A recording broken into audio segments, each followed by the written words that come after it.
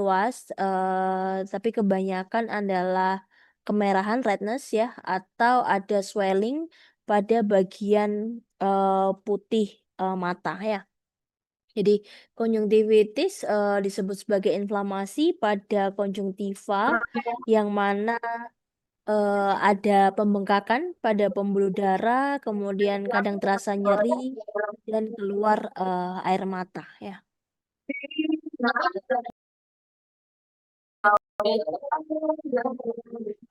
Kalau kita lihat pada gambar ini ya, kita tahu bahwa, konjungtiva itu ada 2 ya, baik itu bulbar maupun palpebral ya. Di sini ya, ini adalah palpebral, kemudian ini adalah bulbar.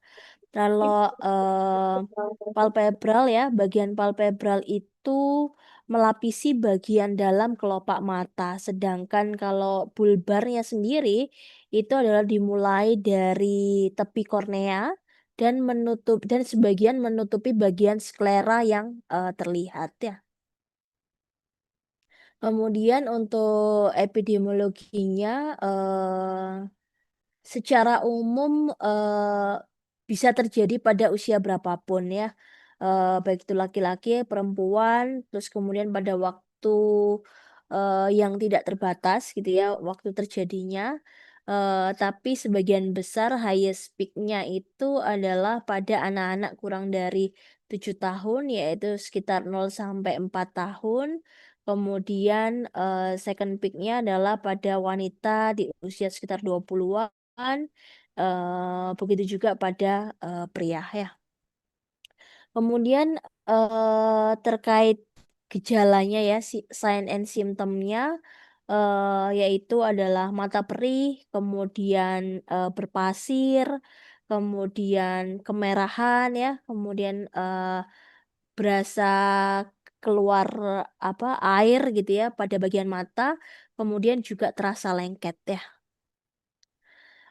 Etiologinya adalah, bakteri, kemudian virus, di mana untuk sebagian besar kasus konjungtivitis, disebabkan oleh virus ya. Jadi virusnya yang apa? Virusnya adalah adenovirus ya. Kalau dari 80% dari akut case itu ya sekitar 65 sampai 90% itu adalah adenovirus ya. Sedangkan untuk virus, jenis lainnya itu ada, herpes simplex, kemudian herpes zoster, kemudian juga bisa enterovirus ya. Kalau yang bakterial konjungtivitis ini lebih sering terjadi pada anak-anak dibandingkan pada dewasa, yang mana biasanya terjadi pada usia, di bawah 5 tahun ya. Kemudian selain itu juga bisa disebabkan oleh fungi, parasit, kemudian, eee, yang lainnya adalah dari alergen, toksin, ataupun dari lokal, iritan. Kalau kita lihat dari klasifikasi, maka terbagi menjadi 2 ya, infeksius dan non-infeksius, baik itu virus ataupun non-virus ya, bisa bakteri, jamur, parasit gitu ya. Kemudian kalau yang non-infeksius bisa dari alergen ya, kemudian toksin atau chemical, kemudian dengan, kondisi trauma. Untuk, bakterial ya, simptomnya adalah biasanya kemerahannya selalu tanda umumnya adalah, kemerahan pada bagian putihnya, kemudian, keluar seperti mukoporulen ya, kemudian bahkan, ada juga yang jarang terjadi itu adalah, eee, pre preaurikular, limfadenopati, ya itu sangat jarang terjadi untuk case-case, bakterial konjungtivitis. Karena apa? Karena pada case-case bakterial konjungtivitis itu, lebih sering ketahuan di awal gitu ya. Jadi maksudnya adalah, sebelum mengarah ke kondisi yang lebih lanjut gitu ya, sudah terdeteksi lebih dulu ya. Jadi, kemerahan biasanya nanti akan dikasih apa namanya, topikal gitu ya, tetes mata, membaik. Jadi tidak sampai jatuh ke kondisi yang lebih parah gitu ya. Kemudian kalau yang virus, simptomnya biasanya ada itching ya, tearing ya, kemudian, biasanya pasien dengan riwayat, infeksi saluran pernafasan bagian atas, kemudian yang terkena itu adalah palpebral konjungtivanya. Kemudian kalau yang alergi itu biasanya terasa gatal ya, gatal, ada sensasi terbakar, kemudian pasiennya juga memiliki riwayat alergi atau ada kondisi atopi gitu ya. Kemudian ada edematus eyelid, kemudian, konjungtival papila, kemudian tapi kalau yang alergi ini tidak sampai ke arah preaurikular limfadenopati. Kemudian untuk patofisiologinya ya, kalau kita lihat dari, kejadian ya, kejadian, konjungtivitis, defense mechanism-nya adalah, reaksi imun ya. Jadi epithelial covering pada konjungtiva itu adalah reaksi imun yang dilakukan oleh imunoglobulin ya. Jadi imunoglobulin yang terdapat pada film apa, tir film imunoglobulin itu ya, kemudian dan lisozim yang dan juga tindakan, apa, pembilasan gitu ya, tindakan pembilasan saat saat berkedip dan, lakrimasi. Jadi defense mechanism-nya gitu. Jadi ketika ada mungkin bakterial atau virus ya yang mengarah ke arah konjungtivitis, maka defense mechanism yang tubuh lakukan, dari reaksi sistem imun, seperti yang saya sampaikan tadi. Kemudian, ada 2 jenis ya, untuk infeksius, konjungtivitis, itu yang pertama ya ada viral konjungtivitis ya, yang mana adenovirus ini yang paling sering menjadi penyebab terjadinya infeksius akut konjungtivitis yang tidak memerlukan antivirus ya. Kemudian juga, terapinya biasanya self limiting, kemudian hanya perlu topikal antihistamin, kemudian kompres dingin ataupun, tetes ya, tetes mata yang, berperan membantu untuk apa, mengurangi gejalanya ya. Kemudian yang kedua adalah herpes ya, herpes zoster, herpes simplex gitu ya. Dan kejadian untuk, apa, konjungtivitis virus dari herpes yang disebabkan oleh herpes ini memang, jarang terjadi gitu ya. Dan kalau terjadi biasanya, hanya pada satu mata, kemudian, ada keluar, air mata gitu ya. Jadi, biasanya disebut sebagai vesicular eyelid lesion ya. Kemudian terapinya apa? Terapinya, ini ya, kalau adenovirus cukup, self limiting dengan cold compress, artificial tears, kemudian topical antihistamin.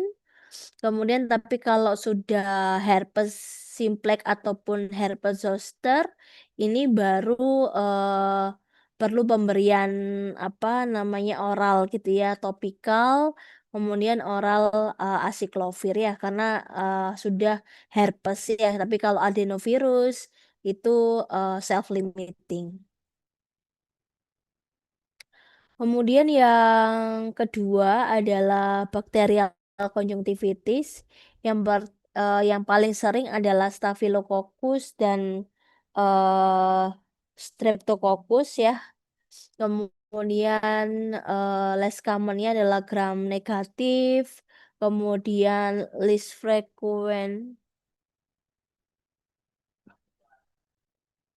frequent-nya adalah ada Serratia, Proteus, Enterobacter, Klebsiella, dan lain sebagainya ya.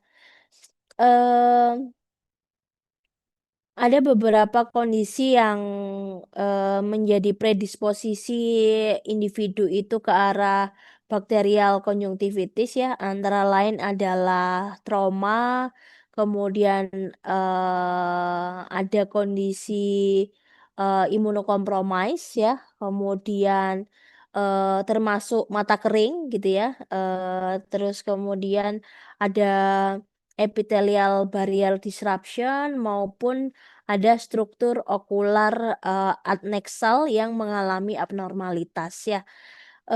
Untuk simptomnya hampir sama seperti yang lain juga, jadi redness, kemudian ada itching, kemudian, fotofobia, kemudian ada sensasi, apa ya, rasa tidak enak pada bagian, mata gitu ya, eee biasanya juga keluar semacam, apa namanya, cairan purulen gitu ya, berwarna kekuningan, kemudian, eee, akhirnya karena itu terdapat pada bagian ujung mata gitu ya, itu akhirnya, menjadi lengket ya, jadi pada kelopak mata, jadi lengket pada area kelopak mata yang mana inkubasi periodnya untuk bakterial konjungtivitis itu adalah sekitar 1 sampai 7 hari dan, periode untuk apa namanya, periode apa, masa Masa untuk dia bisa berkembang gitu ya, ibaratnya adalah sekitar 2 sampai 7 hari. Dan sebetulnya untuk infeksi mata yang disebabkan oleh bakteri ini termasuk juga yang self limiting ya, 1 sampai 2 minggu itu membaik hanya dengan, mungkin pemberian tetes mata gitu ya. Tapi, untuk kondisi-kondisi, apa namanya, kondisi bakterial konjungtivitis yang perkecualian gitu ya, ada beberapa yang perkecualian, itu perlu adanya pemberian, terapi. Kemudian ini ya, sebagai contoh adalah, chlamydial conjunctivitis ya. Jadi, konjungtivitis yang terjadi pada dewasa yang, aktif secara seksual ya, yang disebabkan oleh, Chlamydia trachomatis ya, kemudian juga yang mana, ada kondisi infeksi genital ya. Kemudian, ada mucopurulent discharge ya, kemudian ada foreign body sensation, hiperemia, kemudian preauricular lymphadenopathy dan terbentuk, follicle lymphoid ya. Yang mana, eee, corneal involvement-nya itu bisa terjadi setelah, 2 minggu periode infeksi ya, dan, yang paling sering adalah ini ya, otitis media ini, menjadi semacam apa, clue gitu ya, kalau, oh ini sepertinya adalah chlamydial conjunctivitis karena sering sekali, pasien-pasien dengan chlamydial conjunctivitis itu juga, mengalami otitis, media. Kemudian yang kedua adalah trakoma. Trakoma, dominan ya, pada anak-anak atau terjadi pada, negara berkembang dengan status ekonomi yang rendah dan higienitasnya yang buruk ya. Jadi disebabkan oleh bakteri Chlamydia trachomatis mulai dari subtipe A sampai C. Kemudian, dan bisa menyebabkan blindness gitu ya kalau tidak diterapi dengan baik. Kemudian simptomnya mucopurulent discharge, rasa tidak nyaman, kemerahan, kemudian, swollen eyelids. Yang ketiga adalah gonococcal conjunctivitis. Eee, ini adalah, kondisi beratnya ya, kondisi berat dari konjungtivitis yang disebabkan oleh Neisseria gonorrhoeae ya, bisa terjadi pada, infant yang baru lahir, jadi kemudian juga bisa pada dewasa ya, seksual aktif dewasa ataupun, pada remaja ya. Eee, manifestasinya gitu ya, jadi ada, eee, pembengkakan gitu ya, jadi pembengkakan pada kelopak mata, yang cukup berat, kemudian ada len ya, purulen yang lengket ya, biasanya pada daerah kelopak mata, terus kemudian, diperforasi ke daerah kornea.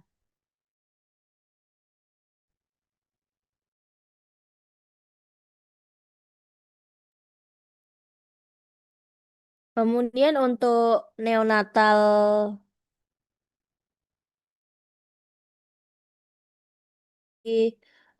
transmisinya saat, kelahiran ya, di mana sang ibu ini terinfeksi dengan Chlamydia trachomatis dan kondisinya tidak ditangani ya. Kemudian apa saja gejala yang bisa dialami oleh infant tersebut? Jadi antara lain adalah swollen eyelids, kemudian hiperemia, dan ada purulent, discharge ya, yang mana inkubasinya adalah selama 1 minggu dan akan, terus-menerus gitu ya, persisten, selama 2 bulan kalau tidak ditangani dengan baik ya. Kemudian, ada juga resiko ke arah pneumonitis dan otitis media. Jadi ini adalah gabungan seperti yang tadi ya, yang, chlamydia gitu ya, yang mana, resiko pneumonitis, otitis media ya untuk infan tersebut dan bahkan, kalau tidak segera teratasi dengan baik harus juga sampai dilakukan kultur ya, untuk diketahui bakteri penyebabnya apakah memang Chlamydia trachomatis dan, treatment-nya bisa tepat. Tapi terkadang kalau memang, ternyata sang ibu itu, juga mengalami Chlamydia gitu ya sebelumnya, maka biasanya, tanpa sampai ke kultur gitu ya, tanpa perlu dilakukan kultur, eee, apa, sang anak ini juga langsung diterapi ya, sehingga tidak menunggu sampai, hasil kultur keluar. Kemudian untuk, terapi antibiotiknya seperti apa, jadi ada beberapa goals gitu ya, terkait pemberian, antibiotik. Yang pasti adalah, sebisa mungkin memperpendek durasi ya, memperpendek, durasi terjadinya penyakit ya. Jadi kemudian agar, biar recovery-nya lebih cepat gitu ya. Kemudian, mengurangi kemungkinan mengarah ke komplikasi, kemudian, mengurangi juga posibilitas untuk orang lain, bisa terkena. Jadi, menular gitu ya, menurunkan posibilitas, pasien tersebut menginfeksi ke orang lain. Kemudian treatmentnya apa, jadi kalau pada umumnya konjungtivitis pada anak dan dewasa, bisa juga tanpa treatment gitu ya, atau pemberiannya adalah fluoroquinolone, baik itu generasi 3 ataupun generasi 4 ya. Kalau tidak ada hasil ya setelah 7 hari baru perlu tes sitologi, kemudian mungkin dokter akan melakukan different diagnosis ya, apakah ada kondisi yang lain selain konjungtivitis, bakteri ya.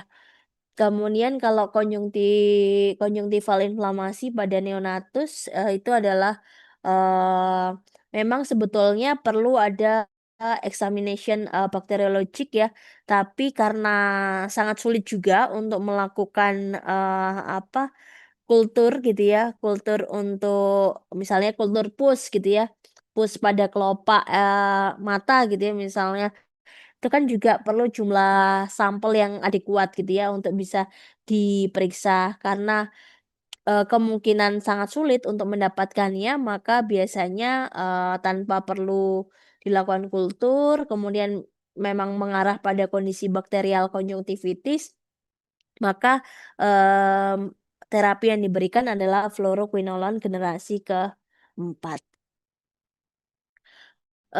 Ini beberapa contoh terapi ya. Jadi kalau akut bakterial konjungtivitis selain, disebabkan oleh Staphylococcus, Streptococcus ya, itu paling banyak, biasanya memang, self limiting ya, atau kalau nggak gitu, diberikan chloramphenicol eye drop ya, dan maksimal durasinya adalah, 5 hari ya, atau bisa juga aminoglycoside ataupun juga fluoroquinolone ya. Kemudian kalau yang lain, kalau chlamydial conjunctivitis ya, itu adalah, disebabkan oleh trachomatis ya, pemberiannya adalah, oral azithromycin, kemudian, bisa juga erythromycin ya, atau juga, oral azithromycin dengan dosis sekian. Dan pada dewasa untuk alternatifnya adalah doxycycline selama 7 sampai 14 hari. Kemudian untuk trakoma ini yang, terjadi pada negara-negara dengan status sosial ekonomi yang rendah ya karena permasalahan higienitas. Jadi, first line terapinya adalah oral azithromycin, kemudian atau alternatifnya adalah, doxycycline. Kalau untuk ibu hamil anak-anak kurang dari 6 bulan atau pasien ini alergi dengan macrolide gitu ya, maka, topikal tetracycline ya, eee, diberikan topikal tetracycline, 2 kali sehari selama 6 minggu. Kemudian kalau gonococcal conjunctivitis ini adalah Neisseria gonorrhoeae, yang pasti, perlu ada irigasi gitu ya, dengan NaCl 0,9% ya untuk mengurangi, semacam adanya pus ya, mukopurulen ya, biasanya pada area kelopak mata. Kemudian, pemberiannya kalau untuk neonatal, sama gitu ya. Kemudian juga ada profilaksisnya chloramphenicol eye ointment, kemudian ditambah intravena ya, intravena ceftriaxone, kemudian ini adalah single dose jadi hanya sekali pemberian saja ya. Kemudian oral azithromycin juga, single dose jadi hanya diberikan sekali. Kalau, pasiennya alergi kan berarti, tidak bisa mendapatkan ceftriaxone ya kalau pasiennya alergi cefalosporin. Maka apa yang diberikan? Yang diberikan adalah oral azithromycin. Kemudian untuk, antibiotik terapi ya, tadi paling banyak adalah aminoglycoside, kemudian ada fluoroquinolone. Jadi kalau aminoglycoside adalah berikatan pada ribosom bakteri ya, dan mengganggu fungsi dari ribosomal RNA pada ribosom yang mana menyebabkan gangguan dari pembacaan, informasi genetik itu ya. Sehingga apa dampaknya? Dampaknya adalah menghambat dari sintesis, protein ya. Yang mana efektif untuk menghambat, Staphylococcus, kemudian Haemophilus, Enterobacter, Pseudomonas gitu ya. Kemudian tapi untuk kaitannya dengan Streptococcus ini adalah cukup terbatas ya aktivitasnya. Kemudian kalau fluoroquinolone, menghambat enzim bakteri yaitu topoisomerase 2 dan, 4 ya. Sehingga, terjadi penghambatan pada replikasi, DNA gitu ya. Bisa menghambat bakteri gram negatif ya, hambatannya kalau bakteri gram negatif kaitannya dengan hambatan topoisomerase 2 gitu ya. Tapi kalau hambatannya pada gram positif, itu kaitannya dengan topoisomerase 4 ya. Kemudian, generasi kedua fluoroquinolone itu, lebih menghambat pada topoisomerase 2 sedangkan, eee, fluoroquinolone generasi 3 dan 4 itu bisa menghambat keduanya ya, jadi lebih efektif. Jadi kalau kita lihat dari beberapa, jenis antibiotik golongan fluoroquinolone gitu ya, yang generasi 2 ada ciprofloxacin, kemudian ofloxacin, lomefloxacin gitu ya, kemudian generasi 3 ada levofloxacin ya, generasi 3 itu lebih baik, menghambat bakteri gram positif dibandingkan dibandingkan dengan generasi kedua ya. Kemudian kalau generasi keempat itu memiliki aktivitas yang sangat baik, baik itu pada gram negatif maupun gram, positif ya. Dan, moxifloxacin sendiri gitu ya juga anaerob dan, chlamydia. Kemudian, untuk konsentrasi antibiotik di mata gitu ya, kita tahu bahwa karena inflamasi tahu bahwa, antibiotik tersebut itu terpenetrasi, eee, pada area kornea, pada area konjungtiva gitu ya dengan, kadar yang baik ya, kadar yang sesuai. Nah, kita lihat di sini ternyata gitu ya dari beberapa jenis antibiotik, fluoroquinolone ya yang memiliki konsentrasi di kornea ada moxifloxacin, gatifloxacin, dan, ini ada azithromycin ya beda. Kemudian kalau dari fluoroquinolone kita tahu bahwa moxifloxacin memiliki, penetrasi ya, konsentrasi yang cukup baik gitu ya di area kornea. Kemudian kalau untuk di konjungtiva, azithromycin ya yang paling baik ya. Kemudian, selain itu untuk golongan fluoroquinolone adalah tetap moxifloxacin yang memiliki, konsentrasi yang cukup baik pada area konjungtiva. Kemudian kalau pada intraokular yang mengalami inflamasi bagaimana gitu ya.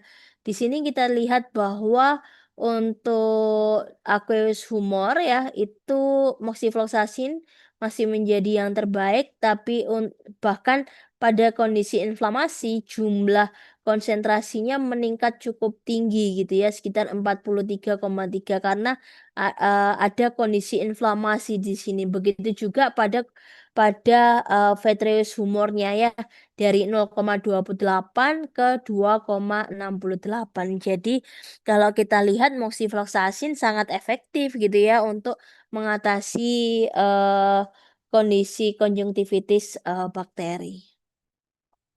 Kemudian kondisi yang seperti apa yang berkembang ke arah antimikrobial resisten, eee semakin lama antibiotik itu kontak dengan, bakteri ya, kemudian apalagi kalau misalnya itu adalah bakteri resisten gitu ya, atau mungkin sebetulnya bukan kondisi konjungtivitis bakteri, tapi mendapatkan antibiotik, ya itu, akan menyebabkan, apa berkembangnya kondisi antimikrobial resisten ya.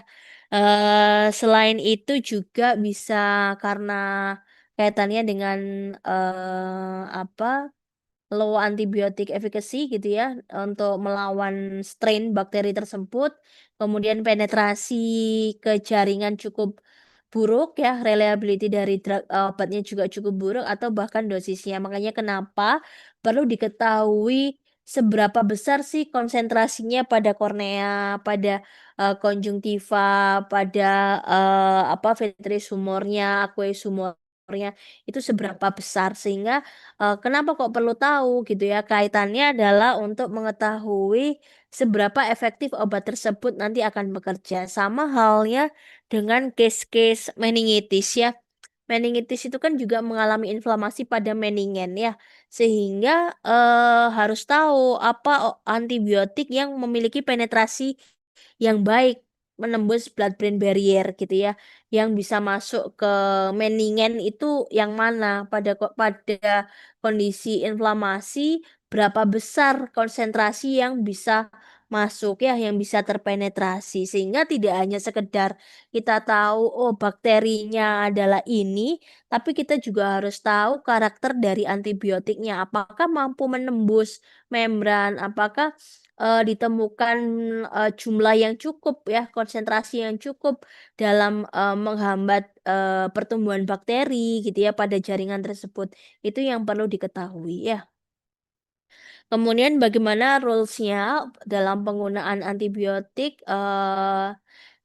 gunakan memang ya semakin baik apa, generasi yang paling terbaik gitu ya, spektrum yang luas ya, kemudian, mana yang memiliki, resiko, terjadinya resistensi antibiotik yang lebih rendah ya. Kemudian, tidak perlu mendapatkan antibiotik kalau memang tidak diperlukan ya, apalagi kita tahu bahwa, sebagian besar case-case konjungtivitis adalah, mmm, disebabkan oleh, virus ya, yang merupakan self limiting disease ya. Kemudian, jangan pernah gitu ya gradual withdrawal dari antibiotik, kemudian, hindari untuk menggunakan antibiotik dalam jangka waktu yang lama. 7 hari udah merupakan jangka waktu yang maksimal ya. Beberapa guideline sudah mengacu bahwa, 5 hari gitu ya, merupakan waktu yang maksimal dalam pemberian, antibiotik ya.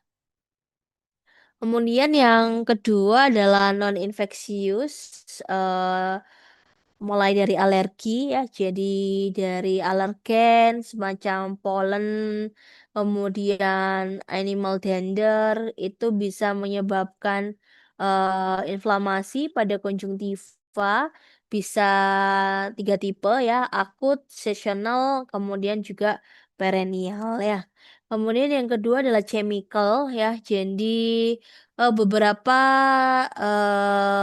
agen topikal gitu ya yang masuk ke dalam mata itu bisa menyebabkan reaksi alergi ya, i dan modelnya sama seperti, konjungtivitis virus ya, yang mana, biasanya ada, bahan tambahan ya, kandungannya benzalkonium chloride pada tetes mata. Kemudian, untuk Biasanya biasanya simptomnya itu bisa membaik ya setelah ya dihentikan penggunaannya. Jadi kalau kalau untuk non infeksius, kecenderungannya adalah ya hindari dulu apa yang menjadi penyebab, pasien tersebut tiba-tiba muncul kemerahan gitu ya, apakah karena udara atau mungkin alergi apa. Biasanya yang paling khas adalah ketika pasien itu memiliki riwayat, alergi ya. Kemudian untuk terapinya apa, terapinya adalah, biasanya self limiting atau hanya pemberian, topikal antihistamin aja. Ya, jadi topikal antibiotik ya, ini memang efektif untuk mengurangi durasi konjungtivitis kalau memang, disimpulkan bahwa ini adalah konjungtivitis bakteri ya. Kemudian yang kedua adalah, kalau memang masih ibaratnya baru suspek ya, dan bisa resolve atau membaik sendirinya, maka tidak perlu adanya, pemberian terapi. Kemudian kalaupun, perlu adanya pemberian terapi, gunakan yang spektrum luas ya. Kemudian untuk alergi yang disebabkan, untuk konjungtivitis yang disebabkan oleh alergi gitu ya, alergen dan lain sebagainya, itu adalah gunakan antihistamin, ataupun, mast cell stabilizer ya, untuk mengurangi, gejalanya ya. Kemudian, good hand hygiene ya, itu memang, bisa dilakukan ya untuk mengurangi, eee, paparan adanya virus viral konjungtivitis, kemudian kultur ya sangat jarang, bahkan kalau di Indonesia, tidak mungkin tidak pernah dilakukan ya untuk mengetahui, bakteri penyebab, konjungtivitisnya ya. Oke, dari sini ada pertanyaan? Oke, kalau tidak ada pertanyaan, mungkin silakan bisa dibaca dulu sebentar gitu ya. Setidaknya untuk kalian sambil belajar juga ya untuk ujian minggu depan ya, biar bisa ibaratnya sudah belajar satu topik gitu ya. Coba, seorang perempuan 20 tahun datang ke Polimata dengan keluhan mata kemerahan, gatal ya, dan keluarnya cairan bernanah pada mata. Ya, keluhan ini dirasakan sejak 2 minggu yang lalu. Kemudian berdasarkan pemeriksaan dokter diketahui terdapat ulcerasi pada daerah kornea. Kemudian dokter mendiagnosa pasien mengalami konjungtivitis bakteri dan diresepkan Moxidrop ya 3 kali 1 tetes selama 5 hari. Ya, siapa yang bisa jawab? Silakan, ayo nomor 1. Gampang kan ya? Konjungtivitis. Oh iya, konjungtiva, inflamasi gitu ya. Siapa yang mau jawab nomor 1?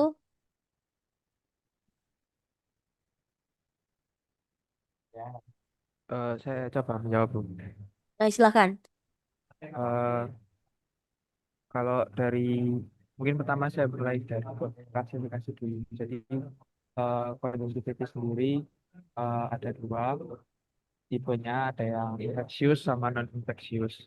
Kalau yang infeksius eh, dia bisa terbagi jadi dua, ada yang eh, dari penyebabnya itu oleh bakteri sama yang disebabkan oleh virus. Nah, kalau yang non infeksius itu biasanya disebabkan oleh reaksi alergi, bisa berupa alergen yang dari di sekitar sehari-hari, misalnya kayak debu dan lain-lain, atau juga dari alergi terhadap bahan kimia. Kalau di sediaan topikal mata itu biasanya pengawet BKC, Benzalkonium klorida. Kalau pengertiannya sendiri ya, eh, konjungtivitis itu peradangan pada bagian konjungtiva yang disebabkan sama yang itu tadi, bisa berupa infeksi virus, bakteri, ataupun alergi. Itu. Oke ya, jadi kalau tadi udah betul ya disampaikan yang disampaikan oleh temannya bahwa kalau konjungtivitis berarti kan ada inflamasi, peradangan gitu ya, peradangan pada konjungtiva. Kenapa kok bisa mengalami peradangan gitu ya? Maka ada patofisiologinya gitu ya. Ada defense mechanism dari tubuh kita untuk melawan adanya baik itu infeksius ataupun non infeksius ya. Yang infeksius adalah bisa virus, bisa bakteri gitu ya. Kemudian kalau bisa juga fungi, jamur dan yang lain gitu ya. Tapi kalau yang non infeksius yang paling banyak terjadi adalah karena alergi ya.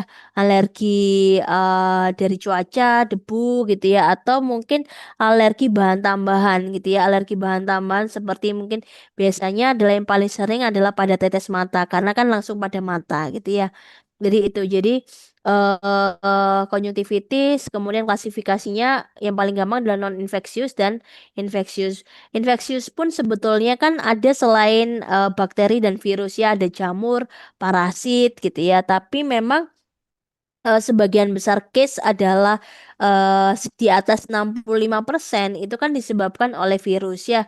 Kemudian terbanyak kedua adalah bakteri sehingga keduanya ini mendominasi sedangkan untuk yang disebabkan oleh fungi kemudian parasit itu hampir bisa dibilang tidak ada ya yang konjungtivitis ya. Oke, nomor 2, silahkan. Siapa yang mau mencoba menjawab?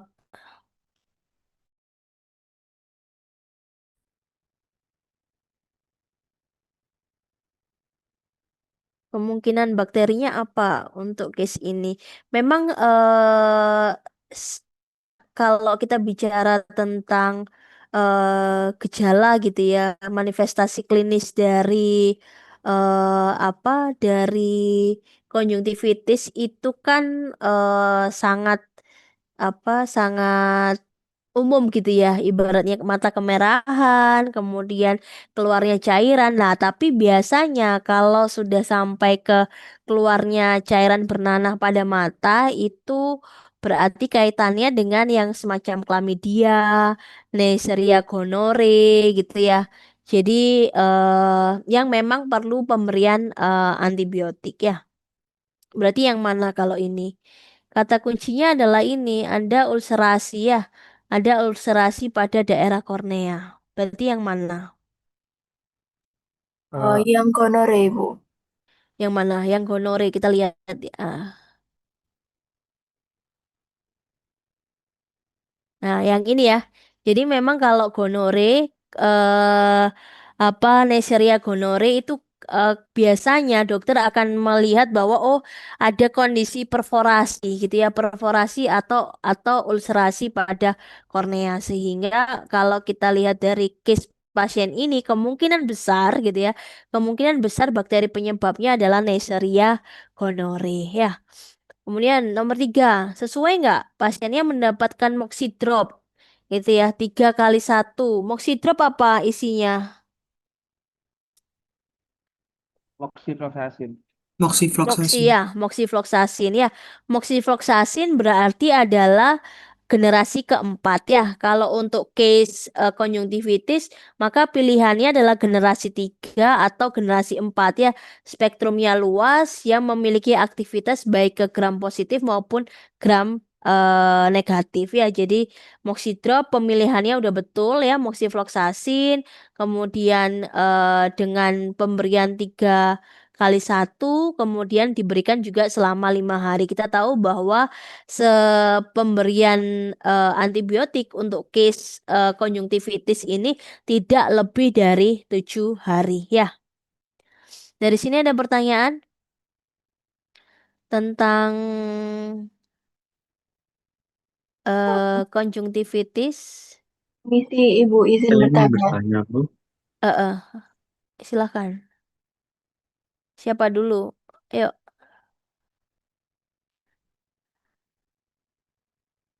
Ya, silakan. Ayo. Permisi izin bertanya Ibu. Eh, eh. Untuk yang klamidia itu apakah tidak ada apa ya kecenderungan resiko untuk ulcerasi ya Bu? Apakah hanya yang gonore saja gitu? Lalu apakah Eh, nanti eh. ada pemastian, oh ini kira-kira bakterinya apa gitu. Nanti pasti kan ada pengecekannya ya Bu ya untuk apa yang tes bakterinya itu. Oh ya, jadi begini, biasanya itu adalah eh kalau kita sebagai farmasis kan emang nggak bisa ya untuk tahu, oh ini adalah chlamydial, ini adalah trakoma ataupun gonore gitu ya. Tapi biasanya kalau chlamydial itu adalah pasiennya pernah memiliki atau dengan riwayat genital infection. Ya, jadi kalau genital infection sebenarnya hampir sama ya. Neisseria gonorrhea kan juga menjadi bakteri penyebab apa namanya infeksi pada genital juga ya. Jadi memang yang yang apa namanya yang ber, beririsan ya ibaratnya. Beririsan itu adalah Neisseria gonorrhea ataupun yang chlamydial ya. Apakah chlamydial itu tidak ada perforasi ataupun ulcerasi pada kornea gitu ya. Sebetulnya memang memang ada, sama-sama ada gitu ya. Tapi yang biasanya yang menjadi apa namanya yang menjadi pembeda ya, yang menjadi pembeda selain yang tadi genital infection juga ada kaitannya dengan otitis media ya. Jadi kalau chlamydial biasanya pasiennya terkadang bersamaan itu juga mengalami komplikasi otitis media gitu ya. Ada lagi pertanyaannya? Terima kasih. Permisi, Bu. Saya ingin bertanya. Silakan.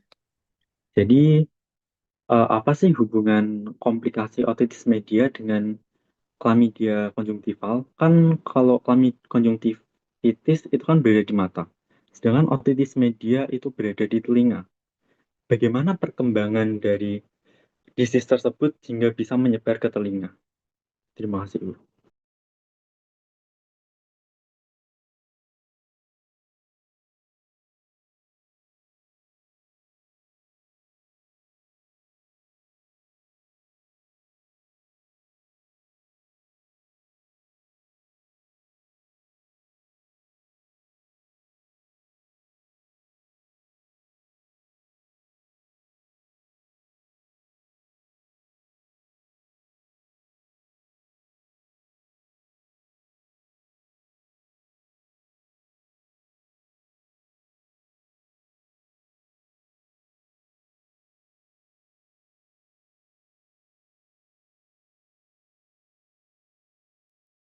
Mohon maaf, saya terpental. Bisa diulangi lagi, Mas Reza?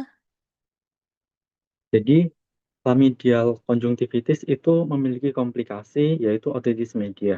Nah, bagaimana perkembangan dari disease tersebut hingga bisa tersebar ke telinga? Itu bagaimana ya Bu caranya?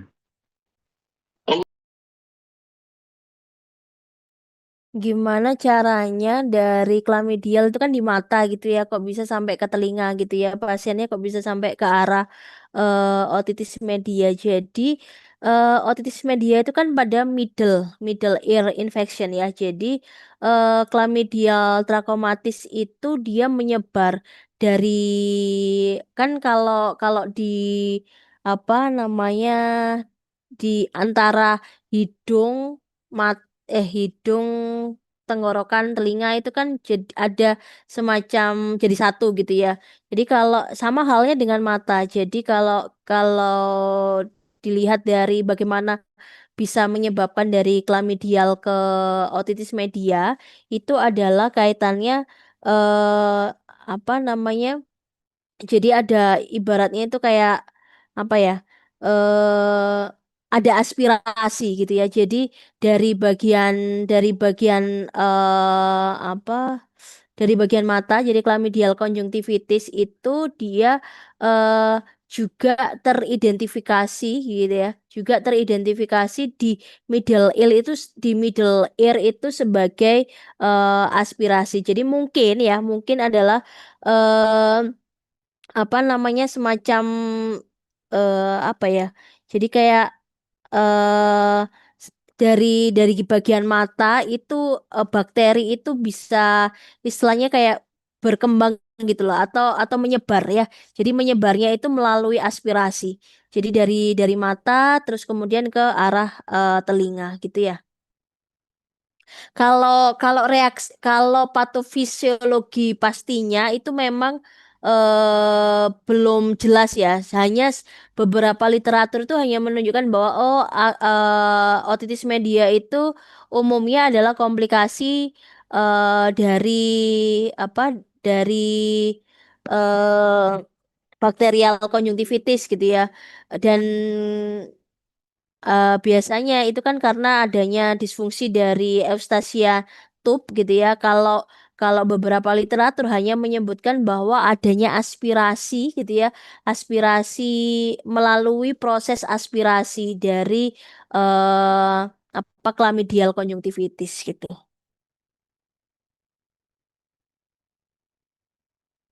Baik, terima kasih Bu. Silakan ada lagi. Saya mau tanya juga, Pak. Heeh. Eh, Tadi kan disebutkan salah satu faktor predisposisinya konjungtivitis, terutama infeksius itu kan imunokompromis ya. Eh, Hmm. Kalau dari aspek side effect obat, salah satunya yang menyebabkan sistem imun itu tersupresikan kortikosteroid, yang dimana tadi Ya. memang disebutkan tidak disarankan diberikan pada pasien yang bakterial konjungtivitis. Tapi Mm-mm. kalau pasien ini awalnya sebenarnya dry eyes gitu penyakitnya, terus kan salah satu manajemen terapinya kan pakai kortikosteroid juga, dan Oh. kebetulan eh, namanya manusia mungkin eh, apa ya, tidak tahu kegiatannya, mungkin salah satunya dia seksual aktif.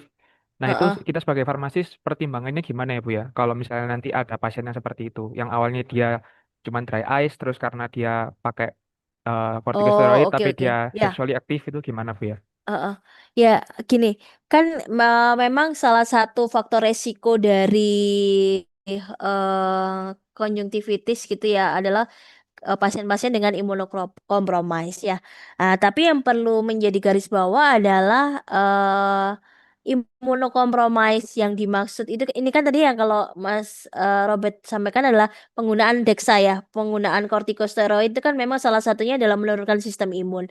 Tapi kita tahu bahwa untuk agen-agen topikal atau tetes mata itu kan kerjanya dia lokal pada site tersebut. Jadi kaitannya terhadap sistem imun ya, penurunan sistem imun dari kortikosteroid itu sangat minimal sekali. Jadi tidak sampai bisa untuk menurunkan sistem imun ya untuk pemberian kortikosteroid. Dan kalau misalnya untuk dry eyes ya, apakah selalu diberikan kortikosteroid gitu ya? Itu yang mungkin kita perlu edukasikan ya. Jadi kalau dry eyes sebisa mungkin, misalnya ini apalagi sering ya, sering terjadi, mungkin bisa diberikan NaCl dulu. Jadi dia untuk apa ya, membasahi gitu ya, membasahi mata gitu ya, sehingga tidak sampai perlu kortikosteroid ya. Ya, terima kasih Bu. Ada pertanyaan lagi silahkan.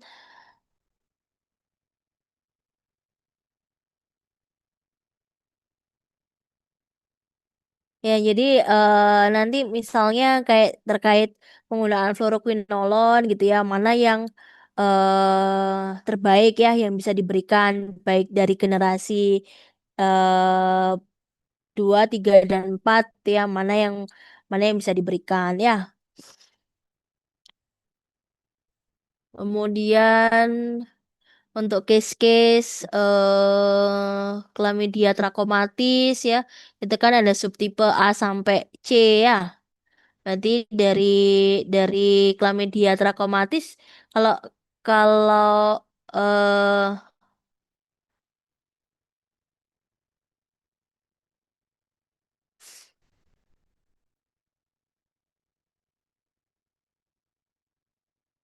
kalau chlamydia trachomatis berarti apa pemberian terapinya?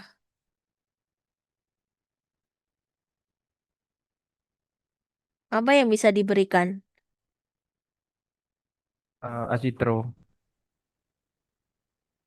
Azitromisin. Azitromisin ya. Kemudian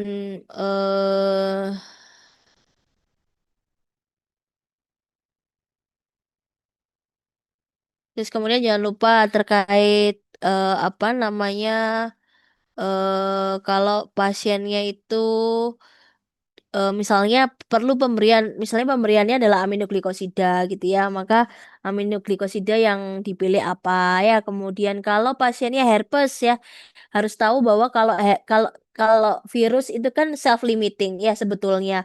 Tapi kan itu kalau adenovirus. Tapi kalau yang herpes itu perlu adanya pemberian terapi ya. Kalau pemberian terapinya berarti antivirusnya yang apa ya? Itu ya. Kemudian kalau untuk case-case adenovirus, misalnya dia self limiting tapi perlu adanya pemberian obat topikal, berarti topikalnya apa yang diberikan?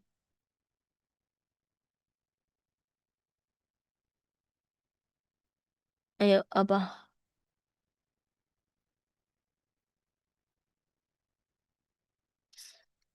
Apa topikalnya yang diberikan? Antivirus kah? Antihistamin. Antihistamin ya.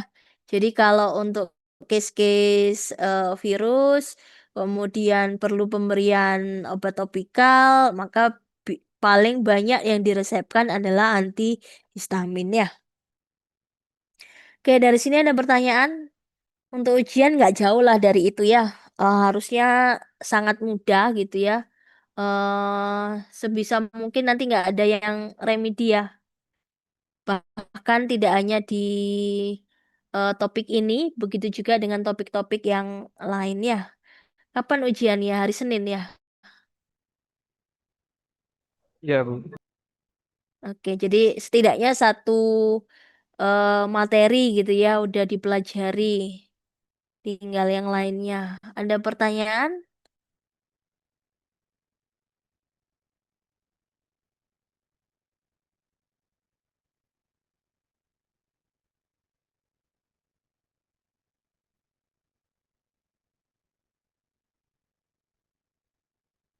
Ada pertanyaan? Tidak ada?